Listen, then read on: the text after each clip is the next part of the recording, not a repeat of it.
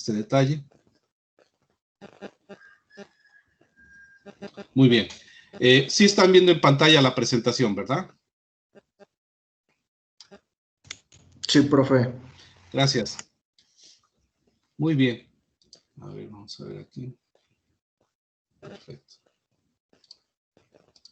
Bueno, pues voy a hacer un repaso muy rápido de lo que vimos la clase de ayer para que quede registro en esta clase de esas diapositivas, bajo el entendido de que ya también los compañeros que pudieron estar con nosotros el día de ayer, bueno, pues les sirva de complemento. Bien, la clase de ayer iniciábamos comentando acerca de que ahora lo que nos resta en el curso es que vamos a aprender a describir matemáticamente las señales que se emplearán en este curso y que no nada más las estaremos observando como fenómenos físicos graficados, sino que también aprenderemos a describirlas matemáticamente. Para esto dijimos, bueno, en esta figura aparecen el conjunto de señales que son las que vamos a trabajar en este curso y muchas otras más. Ahí podemos ver señales senoidales, señales exponenciales, periódicas, no periódicas, continuas, discretas, en fin, todas estas señales y que de hecho están presentes en un laboratorio de ingeniería y máximo en un laboratorio de ingeniería electrónica, son las que vamos a aprender a describir matemáticamente para que posteriormente, una vez descrita matemáticamente, pues la podamos aplicar en sistemas y la podamos transformar, filtrándola, amplificándola, corriendo en el tiempo, en fin, haciendo transformaciones. Iniciamos también la descripción de las funciones en el tiempo continuo. Esta es las primeras definiciones que vamos a dar y que también son las primeras funciones que vamos a describir matemáticamente. Así que estas funciones en tiempo continuo tienen como característica que el tiempo se convierte en la variable independiente a partir de la cual se obtienen valores que están generados por la función g de t. Así que una gráfica de tiempo continuo, el tiempo es su parámetro de referencia para que vaya registrando valores que le van dando forma continua a la señal que se está representando. De tal manera que en la figura podemos ver diferentes gráficas de señales en tiempo continuo y observemos cómo existe un continuum de tiempo, es decir, desde el menos infinito hasta el más infinito, observamos que la señal empieza a tomar valores y va registrando en este plano de coordenadas su forma de onda. Las vemos en forma continua, con cambios suaves, trazos suaves, que nos hablan de una forma de onda en particular. También la vemos construida en segmentos de recta, con puntos discontinuos, pero en todo momento otorgando un valor en el plano continuo. Las vemos muy uniformes como la señal senoidal, o las vemos constituida de valores constantes por segmentos, como esta señal que está presentada aquí. Así que todas estas formas de onda tienen la característica de ser funciones de tiempo continuo.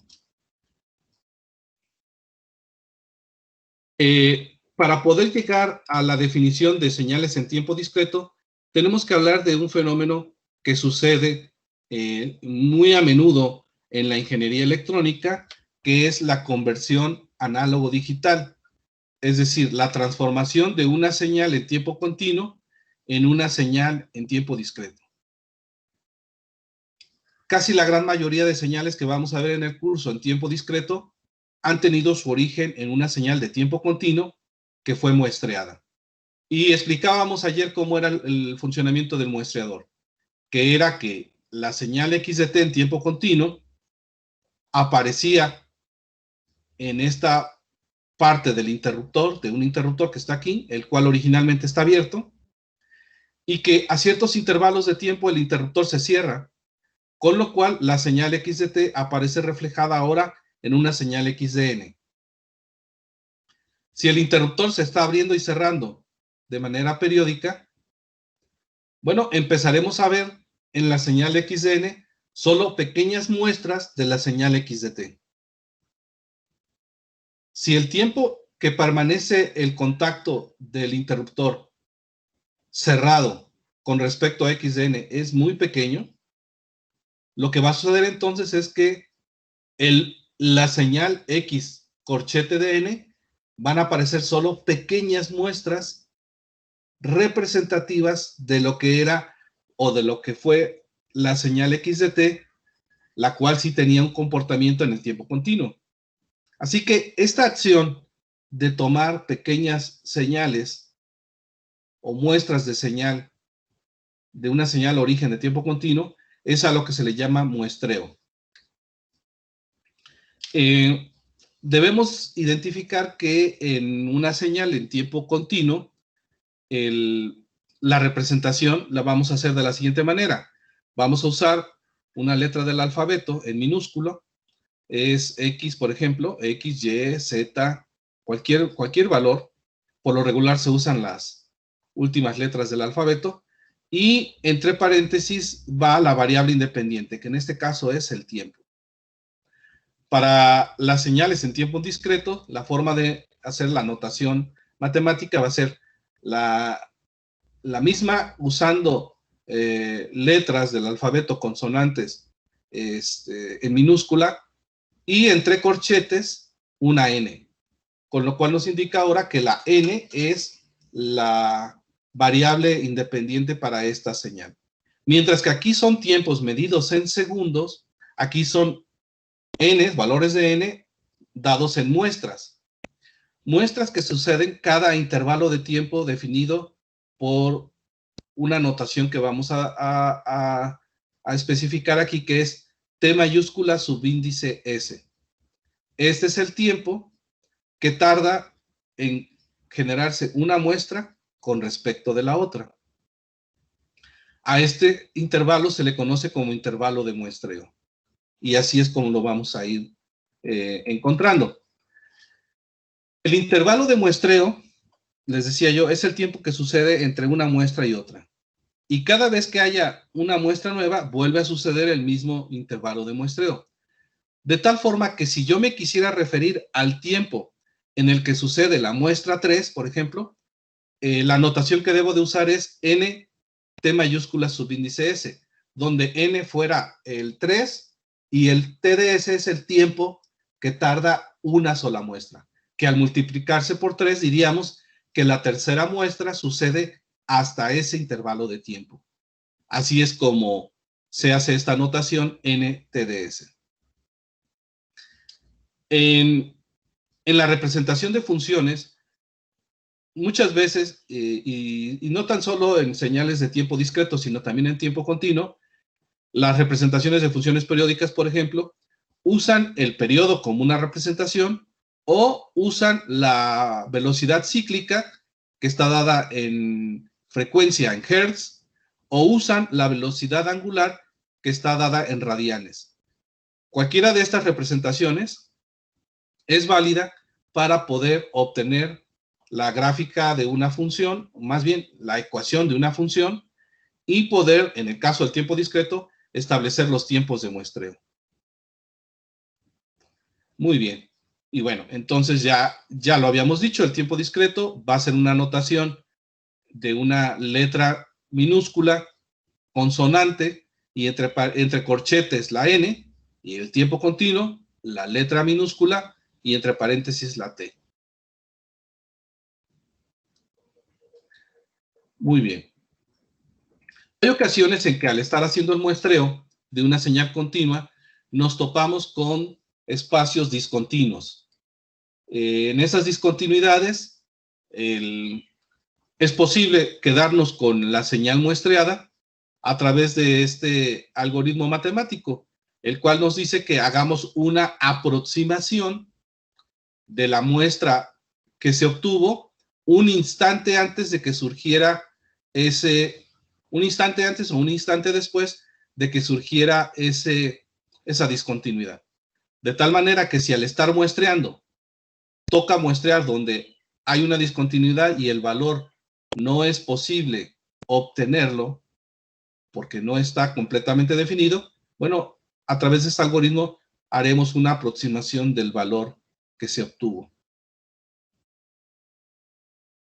Y aquí algunos ejemplos de las señales en tiempo discreto que se generan en la práctica ingenieril. Sobre todo, señales que son generadas en equipos de cómputo, donde la conversión análogo-digital, les decía yo, es muy frecuente usar, o donde el procesamiento discreto de señales también es una constante también en estarlo utilizando. Lo que podemos ver que a diferencia de las señales en tiempo continuo, ahora se trata de pequeños segmentos de líneas rectas verticales, unas apuntando hacia el lado positivo y otras hacia el lado negativo, siguiendo un patrón de la señal original que pudo haber sido en tiempo continuo o respondiendo a un patrón de valores producto del fenómeno que se está registrando. Lo que esta señal en tiempo discreto me dice es que, o me establece, es que cada punto donde se marca sobre la gráfica tiene su reflejo hacia el eje vertical e indica el valor que adquiere la señal GDN en ese instante de tiempo. Y la prolongación que se hace desde el eje horizontal hacia el punto me indica que es una muestra. Y señala hacia el número de muestra. Por ejemplo, esta muestra que está aquí tiene un valor definido en el punto donde está marcada y es la muestra 0. Esta que está aquí tiene un valor en su punto máximo que está trazado con respecto al eje vertical y es la muestra 2 y así sucesivamente las muestras positivas y las muestras -1, -2, etcétera, negativas. Los puntos, si los observamos como acumulados en el paso del tiempo, vemos que dan cierta forma que podríamos encontrar un símil en el tiempo continuo.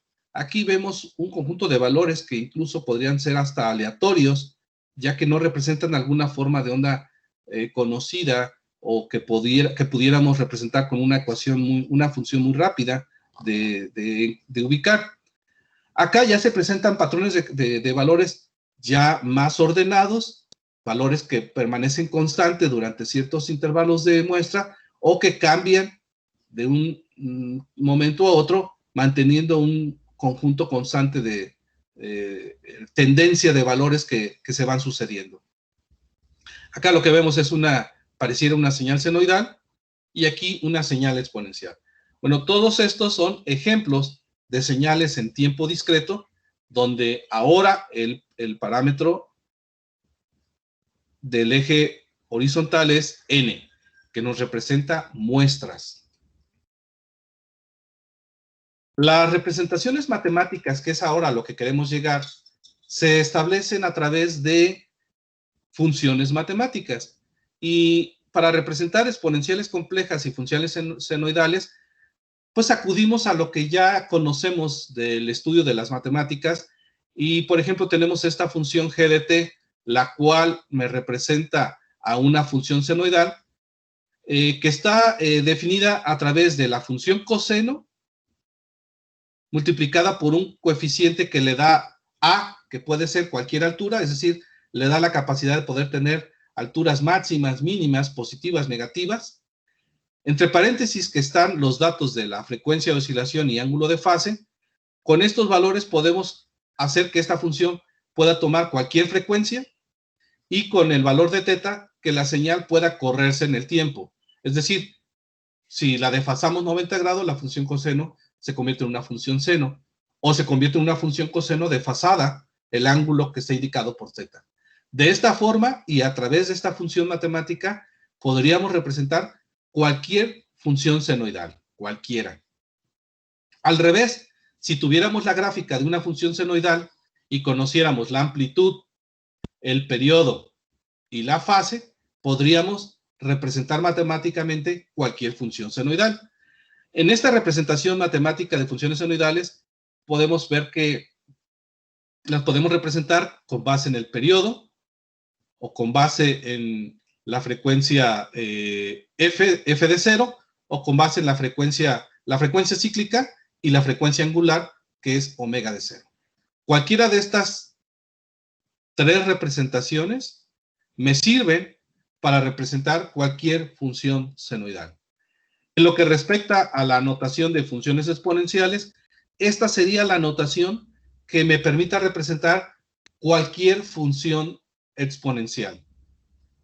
Desde las funciones exponenciales crecientes, decrecientes, que inicien o que corten el eje vertical en cualquier valor diferente a 1, e incluso puedo desarrollar funciones exponenciales reales, funciones exponenciales imaginarias, funciones exponenciales complejas, y hacer sus gráficas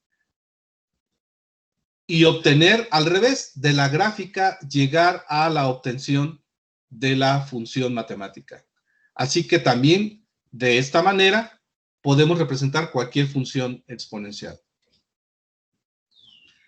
Aquí lo que vemos, nada más a manera de repaso, A es la amplitud, T0, T subíndice 0, es el periodo, F de 0 es la frecuencia fundamental real medida en Hertz, omega de 0 es la frecuencia fundamental real medida en radianes, T es el tiempo, y sigma 0 es la velocidad de amortiguamiento real que aparece aquí.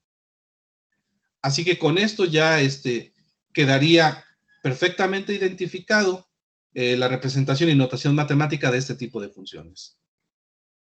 Y bueno, aquí tendríamos el ejemplo de algunas de esas funciones. Por ejemplo, una función senoidal que podríamos representar con la función seno, por ejemplo.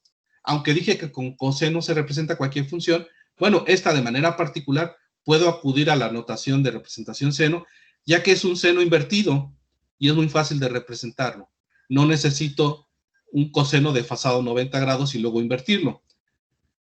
Así que si observo la amplitud de esta señal, tiene 4 y menos 4, y como está invertido, es decir, donde debiera ir la cresta positiva, va la cresta negativa de la función senoidal, entonces se representa con el menos 4.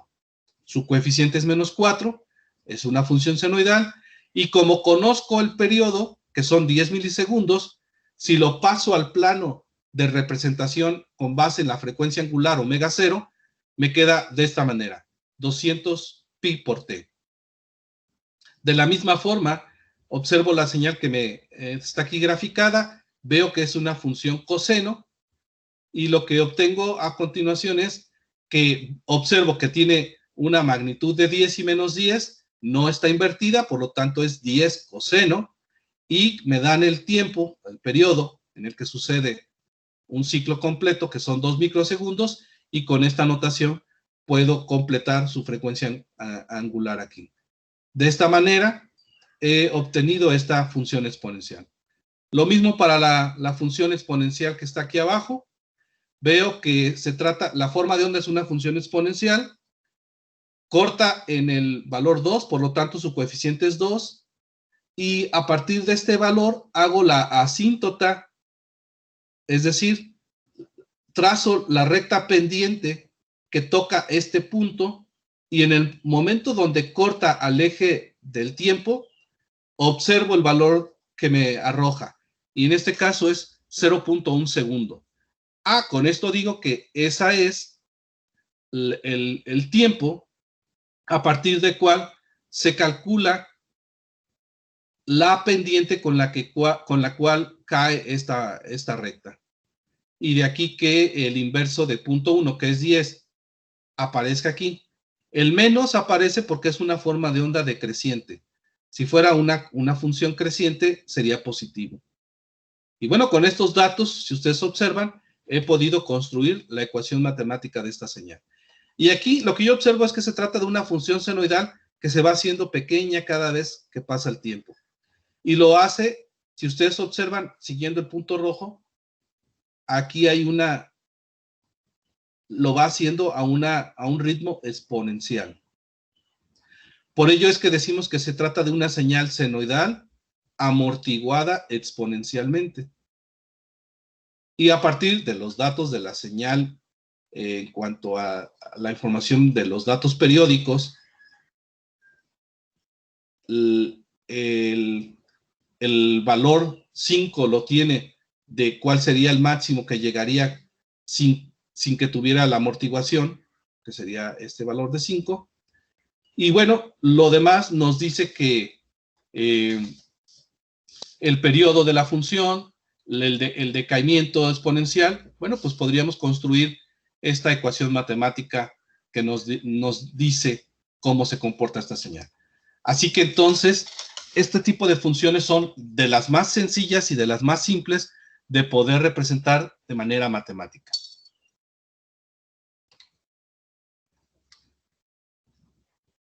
Pero no solo los senos y los cosenos exponenciales son posibles de representar de manera matemática. Existen otras funciones que se pueden representar en el tiempo continuo, y que podríamos nosotros establecer su función matemática. Además, en el laboratorio no siempre suceden las señales así como las presentamos en la gráfica anterior. Casi siempre hay un tiempo de inicio donde la señal antes de ese tiempo no estaba conectada al circuito o al sistema mecánico, hidráulico o neumático, y que posterior a un cierto tiempo introducimos la señal y hay una respuesta. Así que a través de representaciones como esta que está aquí, que se trata de una función escalón, que vamos a hablar de ella más adelante, sucedía que, por ejemplo, para un circuito, una señal de potencia de 3 watts, desde el menos infinito la señal no estaba conectada al circuito, y justo en un tiempo t igual a 0 la conecto. Y a partir de ese momento queda presente la señal. Bueno, esta notación matemática la tengo que hacer por partes. Es decir, la x de t no la puedo representar con una sola función para cualquier valor en el tiempo. La tengo que hacer por secciones. Y digo que la función x de t vale 0 desde el menos infinito hasta 0, o dicho de otra forma, para cualquier valor de t menor que 0, y vale 3 watts para cualquier valor de t mayor que 0. ¿Qué pasa en t igual a 0? Bueno, no está definida, hay un salto de señal, pero existe la señal, es continua ahí. Es decir, no se interrumpe el trazo de esa señal en cuanto a que dejara de existir la señal. No es dejar de existir, sino que hay un salto de 0 a 3. Por ejemplo, esta otra señal, en donde llegamos a analizar un equipo que ya está trabajando, y lo que queremos ver es cómo se comporta cuando quitamos la señal que lo está excitando. Por ejemplo, en este caso, una presión de 7 pascales. El dispositivo es un dispositivo neumático o hidráulico, está sometido a una presión, y yo digo que a partir de este tiempo, que no es un tiempo t igual a 0, sino que llegué, lo observé y ya venía funcionando, y digo, ahora en este tiempo quitemos la señal, esta sería la forma de onda de ese experimento. Con lo cual representaría yo que esta señal vale 7 pascales para un tiempo menor que 2 milisegundos y 0 pascales para un tiempo mayor que 2 milisegundos. Así es como se representaría matemáticamente. Esta señal de abajo es una señal senoidal, que como lo vimos en la diapositiva anterior, en las diapositivas anteriores, es fácil de poder representar matemáticamente. Sin embargo, tiene ahora una cuestión adicional a la que vimos en las demás gráficas, que vale 0 para valores negativos del tiempo. Entonces ya no se puede tan solo representar con la ecuación senoidal, sino que la tenemos que representar por segmentos. Y decimos que esta señal x de t vale 0 para valores de t negativos, y vale 20 seno de 4pi por 10 a la 7 t para valores positivos. ¿Qué quiere decir? Bueno, que tiene una forma de onda senoidal que puede llegar hasta más 20 volts y menos 20 volts, y que su frecuencia angular está definida por este valor. Acá tengo lo que vendría siendo parte de una señal exponencial creciente. Esta es una señal exponencial creciente, que si la continuara yo trazando, se iría al infinito y aquí se iría hacia cero. Bueno, esta señal exponencial ha tenido un corte y vale 0 hasta 10 segundos, y a partir de 10 segundos es que se presenta la señal exponencial. Y por ello es que está definida de esta manera. 0 para t, aquí es menor, está invertido aquí, menor que 10 segundos, y 4 por e a la 0.t, a la 0.1 por t coulombs para t mayor que 10 segundos. Así es como respondería esta gráfica que está aquí. Bien, estos también son ejemplos de cómo se pueden describir por segmentos funciones matemáticas, ecuaciones o gráficas de funciones en su representación matemática. Bien, y aquí llegamos en la clase nueva. Hay un problema de poder definir de manera segmentada una señal o una gráfica de este tipo, ya que si la quisiéramos operar sumando y restando a través de un algoritmo matemático, resultaría que esa señal que se nos presenta, tendríamos que hacerlo así, por partes. Primero sumaríamos una parte, luego otra parte, y luego otra parte, lo cual, trabajado matemáticamente, es complejo. Y sobre todo, si este dispositivo lo queremos llevar a la vida real, sería complicado construir dispositivos que en un instante hagan una tarea, se reconformen, hagan otra tarea y luego hagan otra tarea. Claro, ahora ya existen las FPGAs que pueden hacer esta función en tiempos muy rápidos. Sin embargo, si se trata de un dispositivo mecánico, hidráulico, neumático, pues esto es complicado. Así que lo que tenemos ahora que hacer es llevar a una representación continua en el tiempo de estas señales que pudieron describirse o que se describen por segmentos. Para esto vamos a utilizar algunas señales matemáticas que nos van a ayudar a poder definir y describir qué sucede en las discontinuidades o cuando se derivan, qué pasa con estas discontinuidades que se vuelven infinito y entonces tendríamos un problema y un conflicto matemático.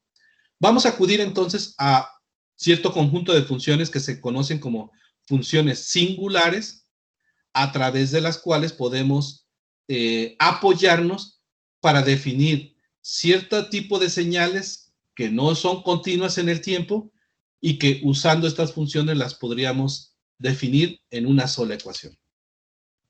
Y para ello vamos a iniciar definiendo una función que se llama la función escalón unitario. Esta función escalón unitario, si bien se define en el tiempo, ya no la definimos, ya no hay una definición faltante respecto a una discontinuidad que presenta esta función, y es la de cuando hay un salto de 0 a 1, la señal está perfecta, no queda sin definir en ningún intervalo. Es decir, la señal u de t, que así se le va a conocer a la función escalón, vale 1 para t mayor o igual que 0 y vale 0 para cualquier valor de t negativo. Si la graficáramos, bueno, sería esta señal que está aquí. Y a esta señal la vamos a conocer como función escalón unitario. En la práctica, esta función sucede cuando, por ejemplo, deseo yo un interruptor que está cerrado y está abierto, perdón, y lo cierro en este instante, produce una función escalón. Si nosotros hiciéramos una amplificación de esta función escalón en el mundo real, no sucede así como está, de que de un instante a otro brinque, sino que experimentaríamos un pequeño salto amortiguado con valores cambiantes hasta alcanzar el valor final. Sin embargo, existen teoremas matemáticos que me permiten definir esto de esta manera sin que exista algún problema en el cálculo matemático de esta discontinuidad. Y por ello, bueno, la función escalón lo hace posible. Este sería el ejemplo más práctico del empleo de una función escalón, una fuente de alimentación y un circuito eléctrico. El circuito eléctrico, originalmente estaba el interruptor en esta posición, con lo cual se garantiza que el circuito estaba descargado, y cuando sucede el tiempo t igual a 0, el interruptor cambia a esta posición, con lo cual ahora recibe un voltaje de la fuente. Así que el voltaje que observa el circuito RC, este voltaje que le vamos a llamar voltaje RC, es igual a el voltaje B multiplicado por la función escalón. Dicho de otra forma, este fenómeno matemático que se observa aquí, este fenómeno físico, perdón, que se observa aquí, lo podemos representar de esta forma, el cual habíamos dicho que si lo observábamos en su gráfica, respondía a una gráfica de este tipo. Que el circuito tiene 0 hasta t igual a 0, y a partir de t igual a 0, vale BRC. Y queda representado con esta función. Si yo grafico esta función, bueno, aquí tendría yo que poner BB, que es el valor de esto. Bueno, este fenómeno matemático, este fenómeno físico que sucede en la práctica, lo transformo en un fenómeno matemático de esta manera. Y lo relaciono con esta función matemática. Así que cada vez que veamos esto en circuitos eléctricos, nos está representando esto. Y este interruptor podría ser una válvula que deja pasar agua, líquido, podría ser una válvula que deja pasar aire, podría ser una válvula que deja pasar aceite, en fin, podría convertirse en cualquier otro dispositivo que active no un circuito eléctrico, sino uno neumático, uno hidráulico, uno mecánico, ¿sí? De esta forma, entonces, es que el apoyo de la función escalón unitario, nos ayuda a poder representar este tipo de acciones. Y el escalón unitario es factible porque lo que sucede aquí es que el escalón unitario está implícito aquí. Es decir, este sería el valor de la función escalón unitario. Y aquí en amarillo voy a trazar el valor de BB. Si yo multiplico la gráfica en amarillo, que quizás es un amarillo que no alcancen a ver, pero a ver, aquí la pongo un poquito en naranja. Si yo multiplico la gráfica en amarillo, BB, por la gráfica en verde, que es UDT, me queda la gráfica en azul, que es BB por UDT. Y esta representación es lo que me hace conocer el principio de operación del interruptor en un circuito eléctrico. Bien, ¿de esto que acabo de explicar hay alguna duda, alguna pregunta? Jafet Contreras, ¿te queda claro lo que es la función escalón? Sí, profe. Bien, muchas gracias, Jafet. René Dávila, ¿tienes alguna duda conforme cómo se representa la función escalón y el efecto que produce?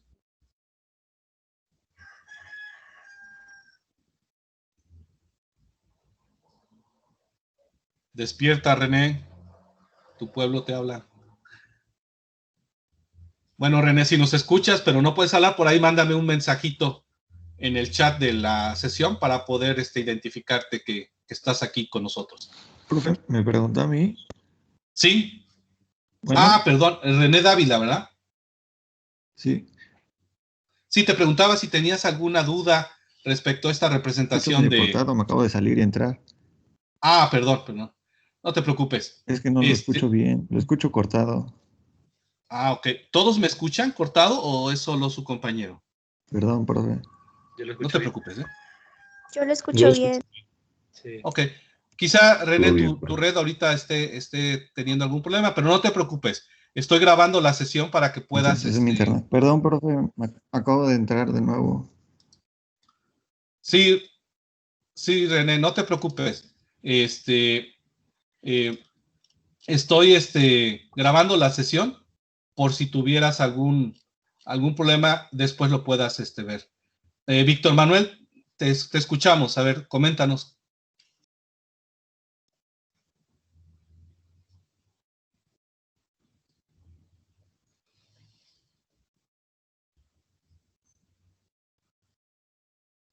Víctor Manuel Quirós López, veo que tienes alzada la manita.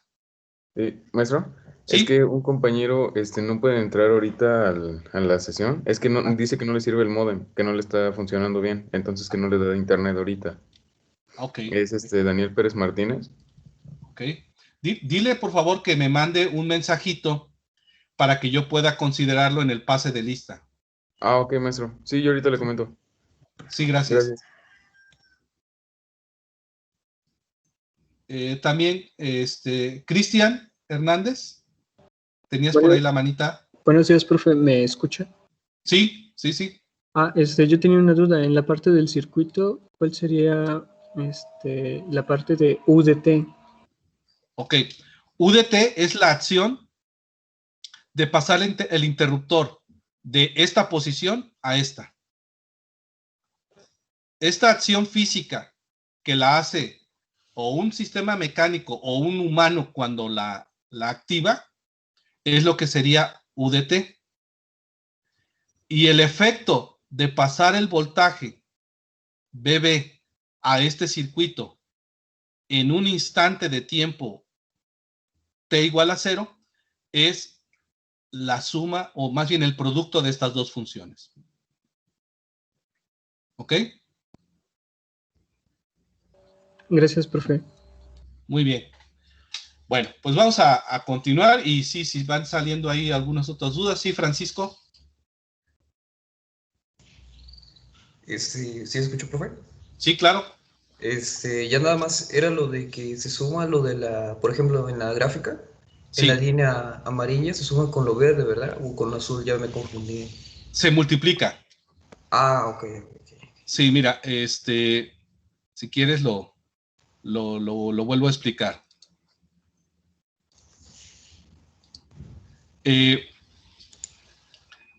La gráfica final la voy a trazar ahora en color negro para que se pueda resaltar. Esta gráfica en color negro es BB por UDT. ¿Cómo apareció esta BB por UDT? Fue la composición de dos funciones. La constante BB, esta, que siempre estuvo presente en la batería, pero que el circuito no veía. Y la señal verde que está aquí, que es la acción que hace rato le explicaba a tu compañero, que es la acción de cerrar el interruptor hacia esta posición. Así que, si multiplicamos paso a paso, 0 por BB, 0. 0 por BB, 0. 0 por BB, 0. 0 por BB, 0. Aquí vale, la señal escalón vale 1. Entonces decimos 1 por BB, a partir de que el tiempo es igual a 0, es 1 por BB, BB. 1 por BB, BB. Y si voy en la gráfica negra, voy acumulando el valor de ese producto, me queda esa señal. ¿Queda claro ahora? Sí, profe, ya. Muy bien. Gracias. Sí, no, adelante.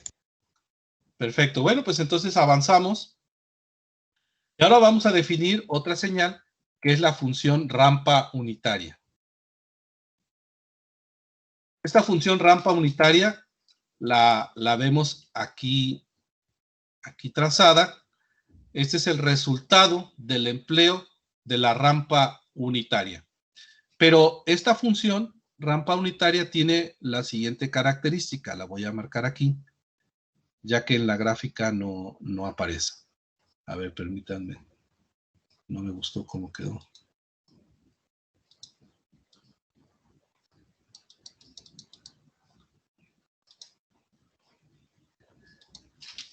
Bien, la rampa unitaria tiene la siguiente característica.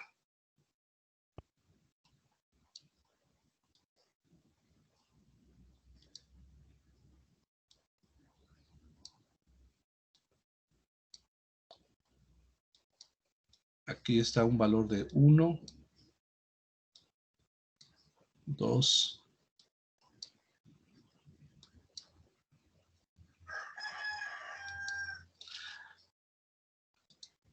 su trazo es así.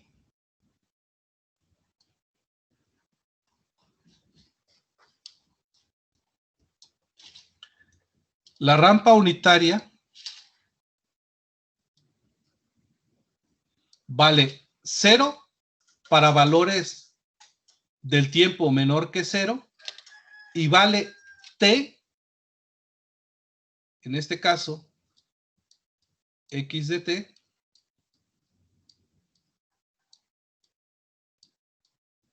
es igual a t. Y vale t para valores mayores que 0, valores del tiempo mayores que 0. De esta forma, con la rampa unitaria se pueden construir señales como esta. Esta, por ejemplo, es una rampa que tiene una pendiente diferente. La rampa unitaria tiene la característica de que su pendiente es igual a 1. Pendiente 1. Por eso se le conoce como rampa unitaria. Aquí, si nosotros vemos el valor en X y el valor en Y, esta es una pendiente diferente de 1. Esta entonces sería un valor de una rampa, un valor de una rampa multiplicada por un valor constante que hace que se mueva la pendiente de esta rampa. Esta es una rampa con valores negativos. Esta es una rampa multiplicada por una función exponencial creciente, una función senoidal exponencial creciente, y esta es una rampa multiplicada por una función escalón corrida en el tiempo. Así que a partir de la rampa unitaria nosotros vamos a poder graficar este tipo de no solo graficar, sino representar matemáticamente este tipo de gráficas que aparecen discontinuas y que de otra suerte no se podrían graficar de manera continua. La rampa, entonces, si la definimos de manera matemática, se dice que vale t para valores mayores que 0 y vale 0 para valores menores o iguales a 0. Si a esta función rampa la integramos, nos queda la función escalón unitario. Y bueno, es una de las características que tiene esta rampa, esta función rampa, que a partir de la definición matemática de la rampa, si esa función rampa nosotros la integramos, nos queda la función escalón. Muy bien. Y esta sería su gráfica, entonces, finalmente. La gráfica que tenemos aquí nos habla de que tiene una pendiente de 1, vale 0 para cualquier valor menor que 0 y vale t para valores mayores que 0. Otra función también que es muy usada en este tipo de representación de señales es la función impulso unitario.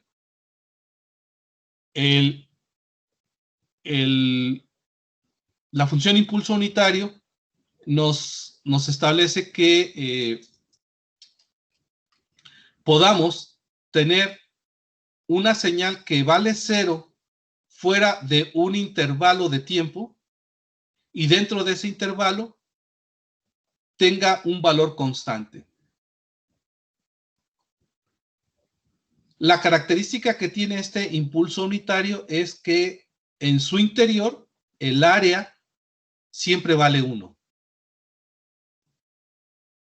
Es decir, si nosotros vemos esta función, esta gráfica tiene de base vale de menos d medios a, perdón, de menos a medios a medio, esto vale a, la base vale a y la altura vale 1 sobre a.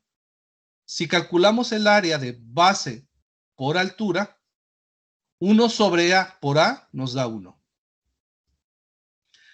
Así que esta representación me habla de una función impulso. Ahora, esta función impulso se presenta, por ejemplo, en circuitos eléctricos cuando un interruptor, el ejemplo del circuito anterior, hagan de cuenta que el interruptor lo cierro y lo abro. Es decir, el circuito no tenía voltaje, lo cierro, tiene voltaje, inmediatamente lo abro, deja de tener voltaje. Esa sería la forma en que yo podría representar un pulso en un sistema físico real. Ahora, estos pulsos pueden irse afinando de tal manera que si imaginemos que a este pulso lo voy haciendo cada vez más pequeño. Es decir, puedo aperturar y cerrar el interruptor de forma más rápida. Bueno, como la característica de la función impulso unitario es que siempre valga 1 el área, si hago más pequeño la base, tengo que hacer más grande la altura para que el área bajo la curva siga valiendo 1. Y cada vez que hago más pequeño el intervalo de duración del pulso, el pulso se hace más grande. De tal suerte que si llegara yo a tener de manera ideal solo una línea lo más estrecha y delgada posible, el pulso se iría al infinito. Y esa sería la forma de representar un impulso unitario que nos va a servir precisamente para definir lo que sucede en las discontinuidades. ¿Para qué sirve para qué nos va a ayudar este impulso unitario? Bueno, nos va a ayudar el impulso unitario para que, por ejemplo, si tengo yo una señal GDT, por ejemplo, una señal GDT, que es esta que está aquí, que se muestra punteada, y la multiplico por el impulso unitario, el cual tiene esta forma que está aquí la voy a remarcar. Este es el impulso unitario. Lo que sucede es que entonces, de toda la señal original que tenía yo, que era esta, al multiplicar la función en rojo con la función en azul, me queda la función en negro, que es solo este segmento de función. ¿Por qué se movió la altura? Porque se multiplicó por un valor 1 sobre A. Por ejemplo, A puede ser menor que 1. Por ejemplo, imagínense que A fuera 0.5. Si A es 0.5, 1 sobre A es igual a 2. Si esto fuera igual a 2, al multiplicar por esta señal, se duplica su valor, que es lo que tenemos aquí. Pero Pero no solo se duplica el valor, sino que además la señal desaparece el resto del tiempo, quedando solo la traza del color negro que está aquí. De esta manera, la función impulso unitario, cuando la usamos de esta forma, nos sirve para hacer, decimos, un escaneo o una ventana de toda la forma de onda. Hagan de cuenta que toda esta forma de onda, a mí solo me interesa analizar esta parte de aquí. ¿Cómo le hago para quitar lo anterior y lo posterior a lo que me interesa analizar? Ah, bueno, la multiplico por la función impulso unitario. O pulso, en este caso, que es un pulso unitario. Si lo que quiero es calcular el área bajo la curva de toda esta señal, ah, bueno, ya que la tengo seleccionada, escaneada, la integro. Y entonces vean, con una integral indefinida, puedo obtener matemáticamente el cálculo de una señal que solo me interesa definir en un cierto segmento.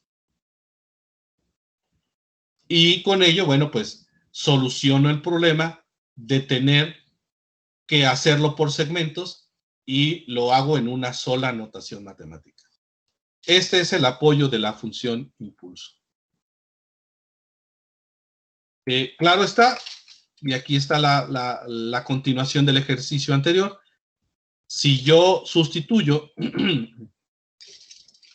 y digo, bueno, esta función impulso por la que estoy multiplicando a la función g de t, que es en azul, solo está definida en el intervalo de menos a medios a a medios.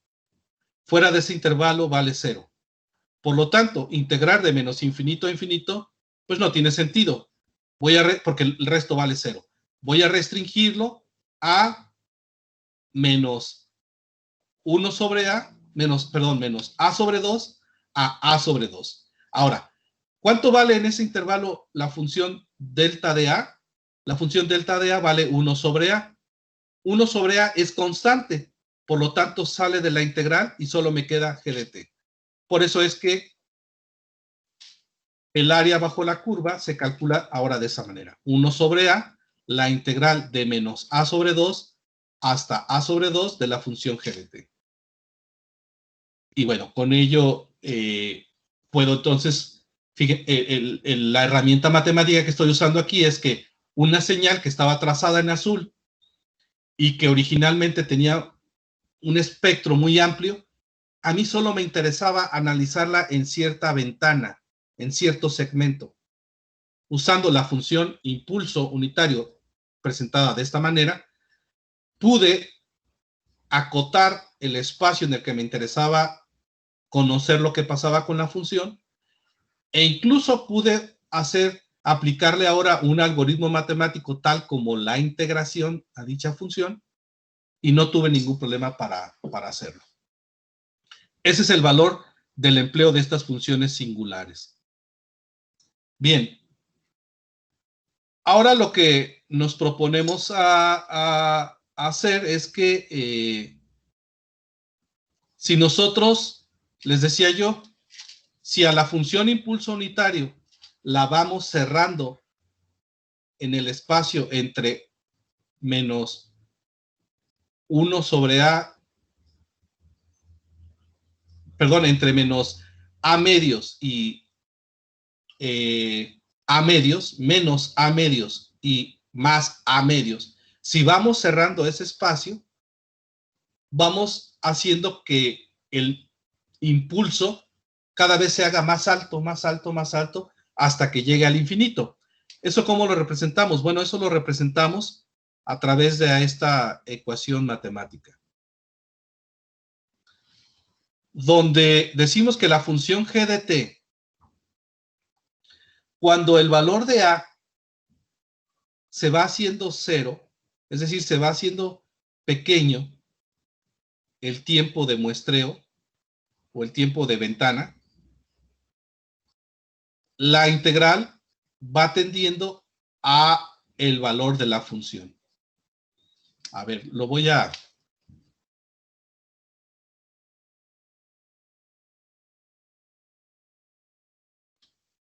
Lo voy a representar en esta, aquí. Fíjense. Fíjense lo que me dice ahora, lo que me va a ayudar la función delta de t. Ya sé, voy a regresar a esta señal, a esta gráfica. Y voy a borrar lo que habíamos hecho. Bien. Lo que recientemente expliqué es cómo con la función impulso unitario puedo quedarme con una ventana de la función original. Función original que nuevamente voy a trazar en azul.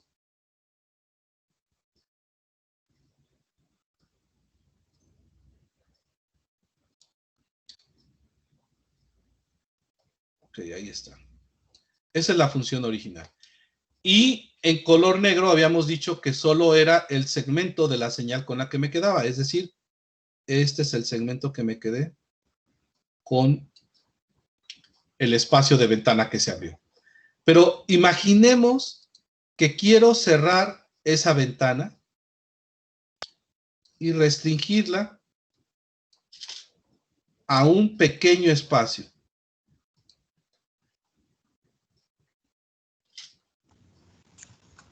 Si hago más pequeño el segmento de la ventana, para mantener el área bajo la curva de valor de 1, tengo que hacer más alto el impulso. Pero ¿qué pasa si lo llevo al extremo? ¿Qué pasa si lo llevo al límite cuando A vale 0? Cuando A vale 0, este espacio pues se hace 0. Y lo único que me va a quedar es un solo trazo aquí.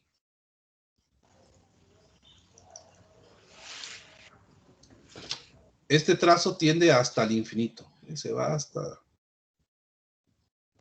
como dijera Buzz Lightyear, al infinito y más allá. Es decir, se va cerrando hasta que se hace un solo punto. Y ya está. Si a este punto, que vale 1, sigue valiendo 1 de área bajo la curva. Y aquí vienen los conflictos matemáticos. ¿Cómo vale 1 si nada más es una recta? ¿Dónde está la base? ¿Cuánto vale de base? Bueno, la base vale 0. ¿Y cuánto vale de altura? Vale infinito. Bueno, eso no existe. Efectivamente, en el plano real en el que nos movemos no tiene una concepción real, pero matemáticamente sí está definido. Y a esta aproximación de esta función matemática que se conoce como función delta de t, la función delta de t no está definida en el tiempo continuo, pero sí está definida su integral. La integral de esta función verde, delta de t, de menos infinito a infinito, con respecto del tiempo,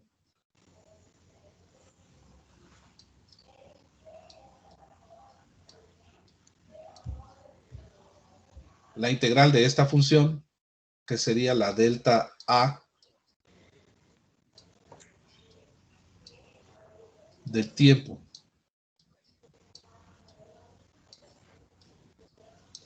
Bueno, la voy a borrar porque salió muy feo esto. Ni siquiera vamos a entender bien qué está haciendo. Bien. Otra vez. La señal delta a de t, que fue llevada al extremo donde A se hizo 0 con respecto del tiempo, vale 1. Es decir, el área bajo la curva de esta señal impulso unitario sigue valiendo 1. Hay una explicación media ilógica y que dice, bueno, mira, imagínate esto como una línea recta que va al infinito. Dóblala a la mitad, a la mitad, a la mitad, a la mitad, a la mitad, a la mitad, a la mitad, hasta que vas a ver que vas a identificar perfectamente que el área bajo esa, el área de esa espacio que se vino doblando vale 1. Bueno, esa es una forma de decirlo. Pero lo correcto es que se define matemáticamente de esta forma. La función delta de Dirac, a esta se le llama delta de Dirac, es igual a la integral de menos infinito a infinito de la función delta de A por T, en el tiempo, perdón, con respecto al tiempo, y vale 1. Ahora, ¿qué pasa cuando empleo matemáticamente esta función con respecto a una función g de t? A ver, quiero que me ayuden ustedes a contestar esta pregunta. Fíjense el razonamiento. Cuando valía menos a sobre 2 y a sobre 2, se abría esta ventana.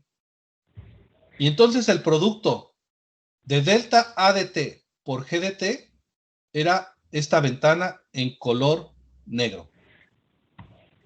Cuando hice más pequeña la a y la tracé en rojo,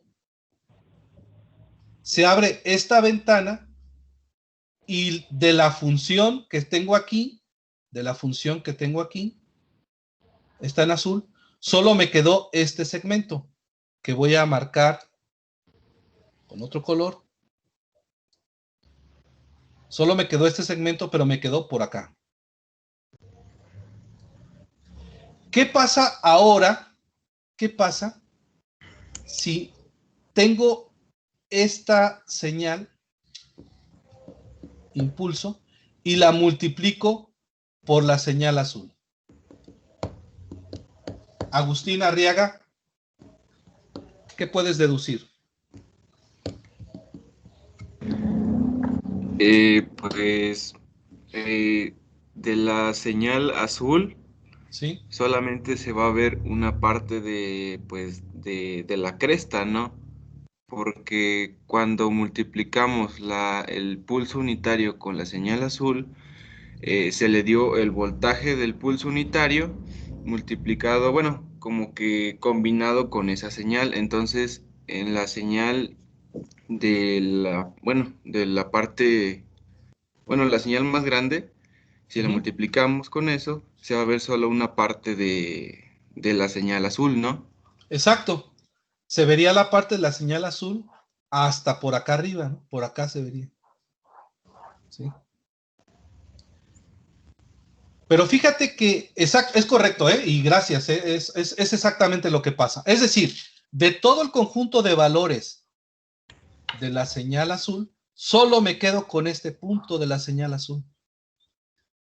Que al multiplicarlo por la señal verde me queda esto que está acá, hasta acá arriba, hasta acá, en la parte de más arriba. Pero no para ahí la cosa, sino que si ahora integro esa señal, pues sucede algo interesante, que la integral de la señal verde es 1 y la integral de la señal azul, pues es el punto aquí. Entonces, el resultado de integrar la función delta de A en el extremo, cuando A tiende a 0, multiplicada por la función g de t e integrada de menos infinito a infinito, va a salir algo así, mira. Espero lo puedan ver en amarillo.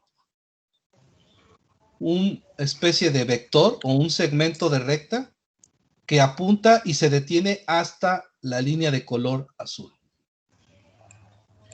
Este vector o este segmento en amarillo es el resultado de integrar el producto de la delta con la función g de t.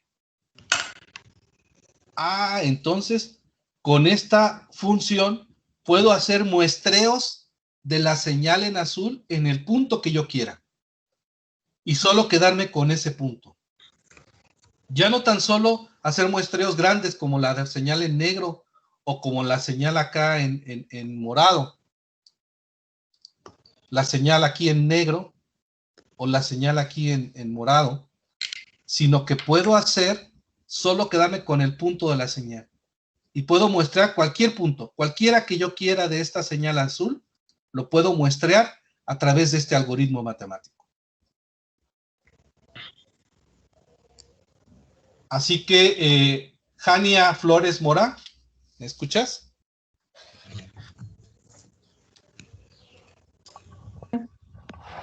Sí, ¿sí te queda claro cómo es que se puede muestrear una señal usando la función delta de Dirac?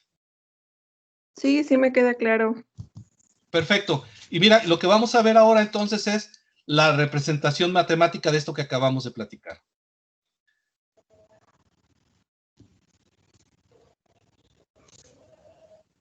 Muy bien.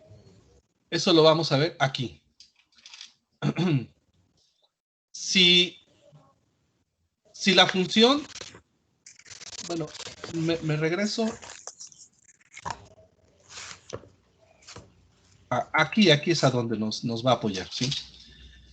Fíjate que si nosotros decimos, ¿cuánto vale la función g de t en t igual a 0? ¿Cuánto vale la función g de t en t igual a 0? Esa es la pregunta.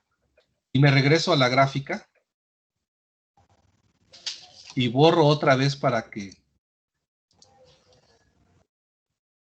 se pueda ver esto.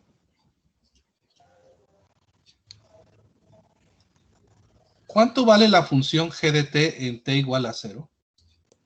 La función g de t es esta que está aquí. Esta es la función g de t. De hecho, si yo definiera la función completa, pues sería algo muy complicado porque como que es una línea recta, luego cambia, luego baja, luego sube. Ya en sus clases matemáticas aprendieron a aproximar estas curvas, una función quizá de segundo grado, primero, segundo, tercero, como de cuarto grado, algo así sería esta curva que está aquí. Pero fíjense que si la pregunta es, ¿cuánto vale en t igual a 0? T igual a 0 es este punto. Y si lo proyecto, es este valor que está aquí. ¿Qué algoritmo matemático me permite conocer el valor que está aquí? Pues es justo este que tengo aquí al lado. ¿Por qué? Porque acabamos de decir que cuando la ventana de muestreo de la función delta a de t se hace 0 y se multiplica por g de t y se integra, lo que me queda es un segmento cuya altura es, si la altura, o más bien si el área bajo la curva de delta a de t es 1 y lo multiplico por g de t, 1 por g de t pues es este punto. Así que la respuesta a la pregunta de ¿cuánto vale g de 0? ¿Cuánto vale la función g de t en t igual a 0? Me la va a dar este algoritmo matemático. Donde ahora la función delta a de t la he cambiado por la función delta de t.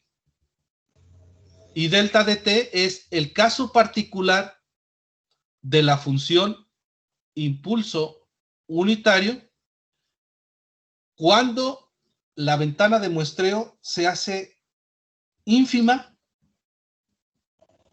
y justo apunta en el tiempo t igual a 0.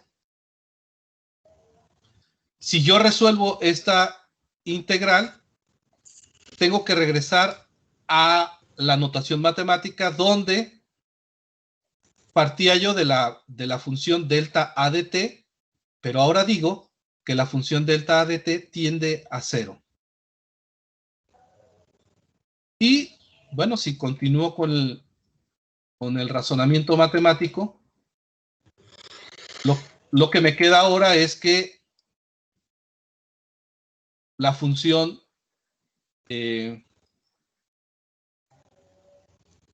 regreso entonces. La tengo aquí. La función el valor G de 0 justo lo obtengo a través de este algoritmo que está aquí.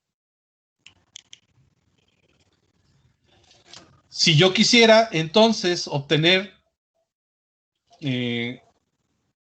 porque viene ahora la pregunta, bueno, eso pasó para G de 0, pero ¿qué tal si ahora quisiera yo obtener el valor de la función aquí, conocer cuánto vale la función en este punto?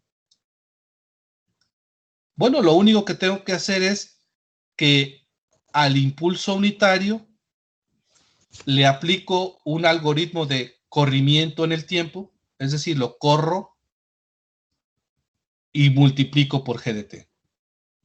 Y si quiero este valor, lo corro en el tiempo y multiplico por G de t y integro, claro, y lo integro, ¿sí?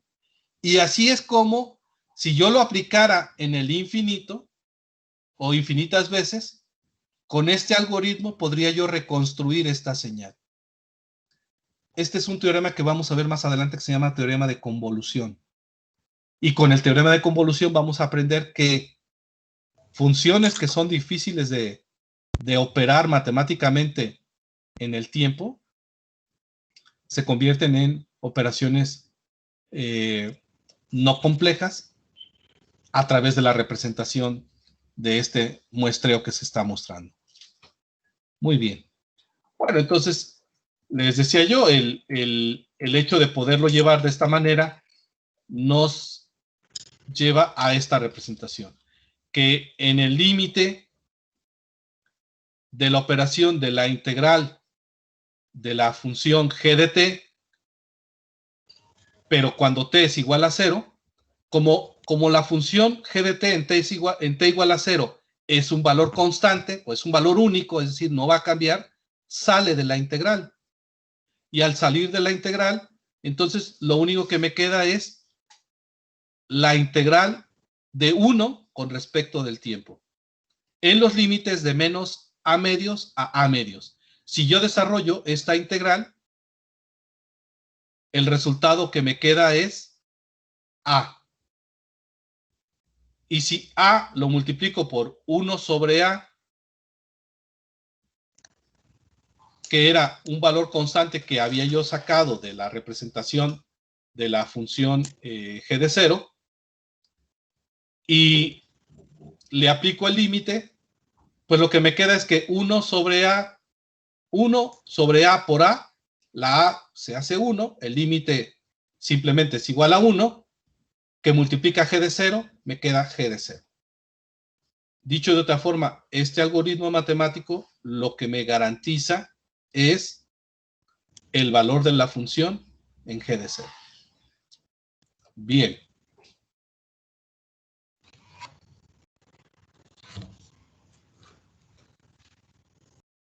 Y vamos hacia las conclusiones de este tema. Bien, lo que podemos concluir entonces es que la función escalón unitario, habíamos dicho, es la derivada de la función rampa. Y ahora lo que vamos a ver es que el impulso unitario es la derivada de la función escalón unitario. Vean cómo las tres funciones se relacionan entre sí. La función escalón unitario, rampa unitaria y impulso unitario. Si nosotros las observamos, bueno, esta sería una función rampa, esta sería una función impulso, y observemos cómo esta sería, si yo a la función g de t la derivo, me queda esta función g' de t.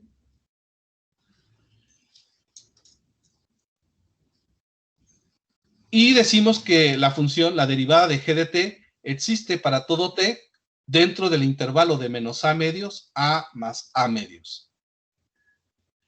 Si nosotros llevamos al límite cuando a tiende a 0, lo que va a suceder es que esta función que está aquí, su pendiente va cambiando y cada vez se va acercando más al escalón.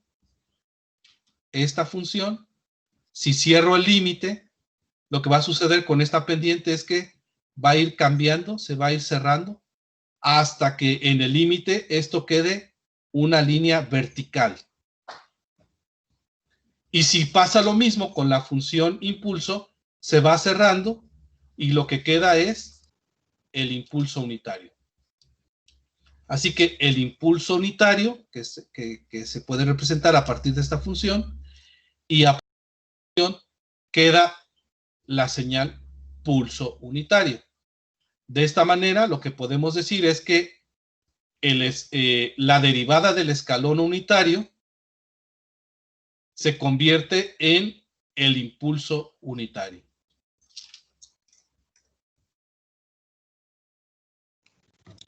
Y lo representaríamos matemáticamente así.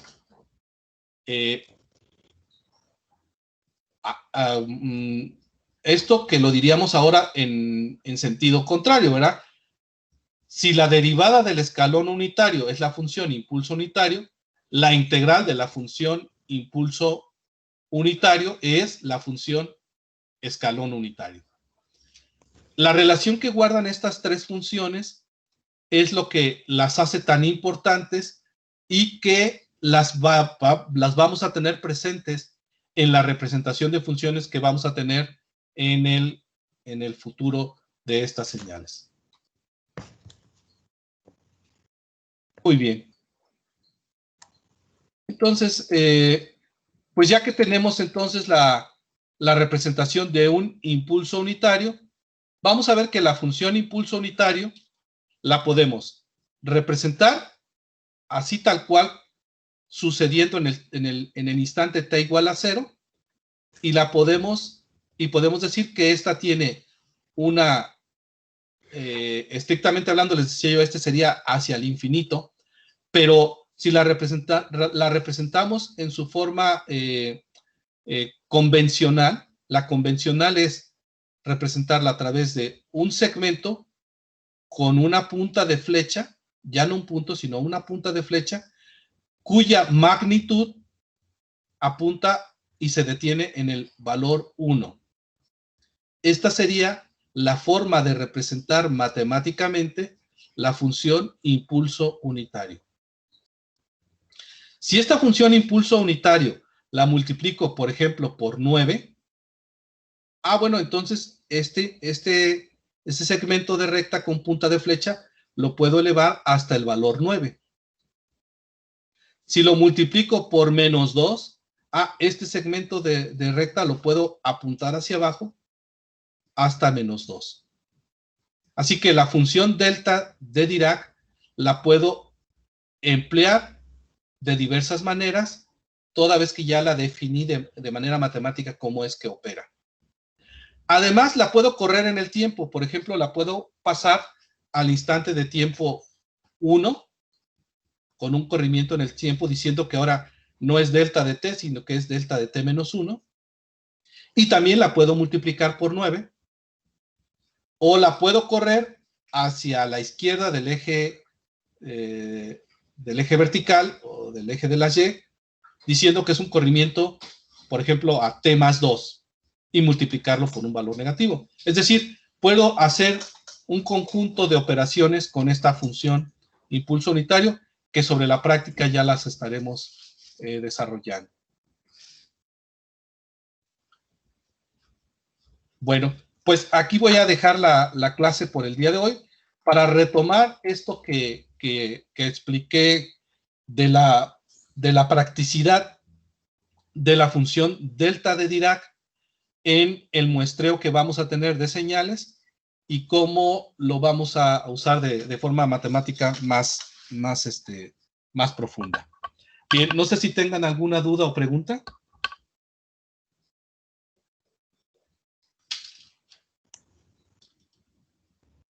Por mi parte no, profe. No, profe. Carlos Uriel Landa Ochoa, ¿te quedó claro? Sí, profe, todo bien. Muy bien. Quedan ahí las diapositivas, como ustedes lo ven. Pueden repasar. Si gustan, mañana en la clase, antes de iniciarla, me dicen cuál es su pregunta y con todo gusto lo comentamos. Adriana Monfil Quirós, ¿sí te queda claro el empleo de la función delta Dirac? Sí, profe. Muy bien. Bueno, También mañana voy a dejar unos ejercicios adicionales a los que ya están aquí subidos a la plataforma, y con ellos van a ustedes a poder completar el aprendizaje de la clase de hoy. Bien, bueno, voy a detener aquí